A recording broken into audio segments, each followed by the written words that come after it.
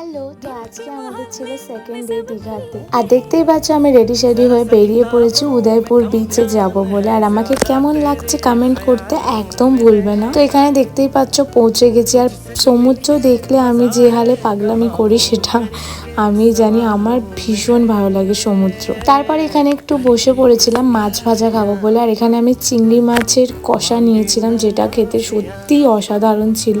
200 টাকায় 10 পিস দিয়েছিল, আমার তো খুব ভালো লেগেছিল। আর হ্যাঁ, এরপরে কোনো কিছু ক্লিপ নেওয়া হয়নি, ডাইরেক্ট হোটেলে গিয়ে খাবারের ক্লিপসগুলো নিয়েছিলাম। আমার উদয়পুর বিচ থেকে আসার পর রোদ্দুরের কারণে আমার প্রচুর শরীর খারাপ হয়ে গেছিলো, মাথাটা তো অনেক যন্ত্রণা ছিল। তো দেখো, খাবারে আমরা অর্ডার করেছিলাম তাওয়া রুটি আর পনির বাটার মশালা। লাস্টে আমি এই গোলাপ জামুনটা অর্ডার করেছিলাম। জানি ওখানকার মিষ্টি ভালো হয় না, বাট গোলাপ জামুনটা বেস্ট ছিল খেতে, ভালোই লেগেছে আমার। তো চলো টাটা, ভিডিওটা ভালো লাগলে একটা লাইক শেয়ার করে দিও।